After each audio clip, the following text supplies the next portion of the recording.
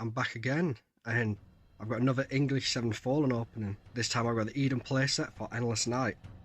If you've watched my Meta Science Eden opening, I explain what Eden is, but to quickly run over it, it is a playset of all your deities, archangels, temples and worshippers to make it a lot easier to start building the deck so you don't have to hunt them down from booster packs and you can just worry about your main deck cards and the boosters. So we are just going to pop this open and have a look at it, because I have not seen any of these myself, so I'm very excited. I mean, first card we see, just love the artwork on it. And the quality of the cards have got so much better. Look at that. Divine Dawn, reveal the first page of your sacred book. If it's a ghoul, put it under this card, otherwise put it into your purgatory or on top of your sacred book. Divine Night, if you have 2 pages under this card, put one of them into your hand and the other into purgatory. Oh, we've got 2 of these. See, so the Edens are meant to be like a playset of deities, archangels and temples, but a playset of Edens, archangels and temples are only 1 copy. So getting 2 of these is just like an added bonus. Put that one there. So we've got this one that has 10 Divine Will, so very likely that you're going first if you want. After an opposing angel or archangel has dealt at least 1 damage to this card, you may target one of your worshippers, Omen 1, add 1 seed to that worshipper, and this card gains 1 life. That sounds handy. I don't know how good it is in practice, but that sounds really good. And we've got this one. I mean, the artwork's just incredible on them. After you have put 1 demon familiar into play, choose 1. Target one of your worshippers, gain 1 CE, draw 1 page, then discard 1 page. I like that, that's really nice. And the last deity. Your demon familiars can't be banished. Sacrifice. Spend 3 CE, put 1 demon familiar into play. You can only use this ability during your divine word and not during your battle phase. You may only use this ability during your divine word. See, I don't think it needs to, and not during your battle phase, but I guess the caveat's there, as battle phase is just a sub phase of the divine word. So I guess it's there just to clarify. This one has 0 attack and 1 health, and it's an archangel. Divine intervention, so its ability can't be stopped.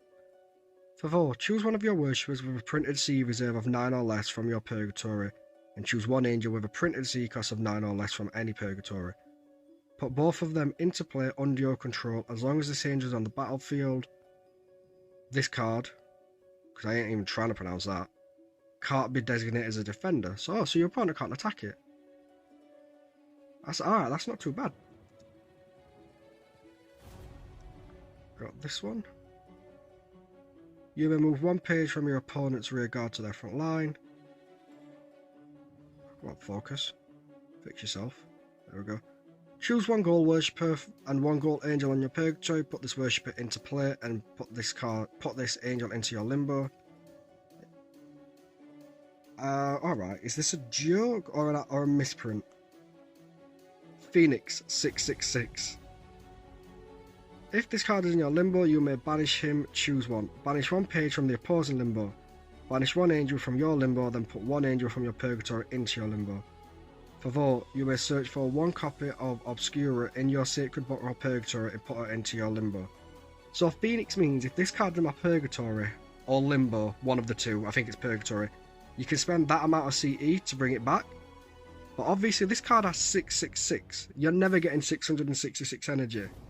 So I need to find out if someone hit the key a bit too hard, or if this is just a joke, or if it's just given this ability for interactions with other cards with no intent on actually bringing it out. It could be a little nod, but I am going to have to ask about that, because that's that needs some clarifying. I'm going to put that one there so I don't forget about it. 2 Temples of the Dark Cult, which again means one of them's just a spare. You may revoke Temple of the Dark Guild Cult as if it was a worshipper, which means I can use it to play miracles.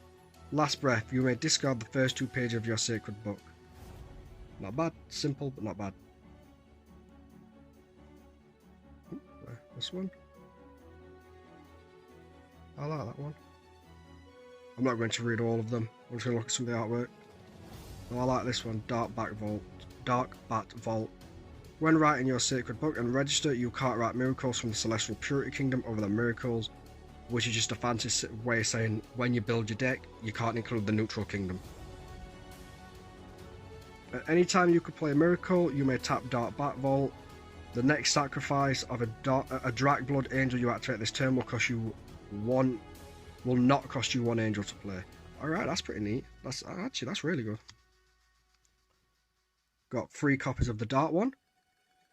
For Vor, you may banish 5 miracles from your purgatory, draw 1 page. I wonder how handy that'll be, because 5 miracles is quite a lot.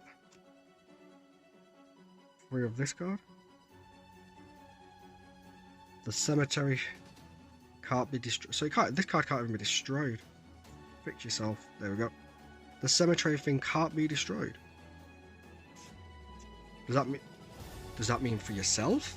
For your opponent, or just your opponent?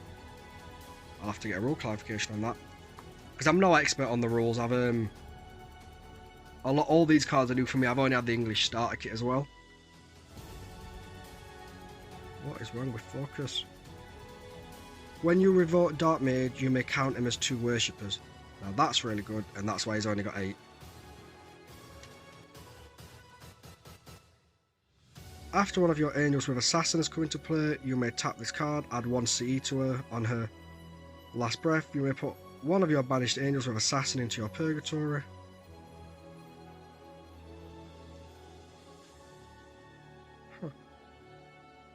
Another one. I like that. It's a very basic artwork. It's different. Oh, I really like this artwork. Secret Crypt of Vondracus. Divine Word. Destroy 3 copies of Secret Crypt of Vondracus in your devotion area. Put 1 copy of quite a few cards. Well, you have a choice of a few cards from your purgatory into play. 3 copies of that as well. Neat. Knight's Servant. That's kind of creepy. Last breath, your deity gains 1 life, which is quite handy with this one, but gains life. This one, but gains life anyway. Got 3 copies of that. Darkness's Widow. After one of your angels has been destroyed, deal -1 life to your deity. Alright, so I'm guessing there's a deity that benefits from losing life. Or that's just the downside of the fact that that's a 12. The Fallen Ones. Last breath, discard the first 2 pages of your sacred book, which in Endless Night is actually a benefit. Get 3 of them. So we've got Knight's Calling. You may banish 1 ghoul page from your purgatory, put 1 ghoul familiar into play. The artwork on these cards are just top notch. And the card quality is so much better than the older cards. The contrast has been turned up, so the art pops so much more as well. Divine Knight, you may choose 1. Target one of your angels and deal them -1 life. Add 1 CE on Scarlet. Target one of your golems and deal them -1 shield. Add 1 CE on Scarlet. That's not too bad. Weaken your angels to play more angels. Purgatory. Banish 3 copies of this card from your purgatory, put 1 demon familiar into play. I will need to get my hands on a few familiars. But yeah, that's the Endless Night one, but I had a few spares, which again, I have no idea if these are like nice little extra gifts, or if they've just been thrown in there because they have to make a certain card count for the packaging, or I have no idea, but it's more cards for free, so I'm not going to complain about it. But what I do need to do is message about this one, because I am very curious to why that has Phoenix 666. I am genuinely certain that has got to just be a reference. But either way, it's a nice looking card. It's got Retreat, it's got Valhalla, it gives you 12 CE. 8 cost, time factor of 5, 8 attack, 8 health. It's pretty neat, pretty neat. But yeah, I hope you enjoyed watching. Thank you.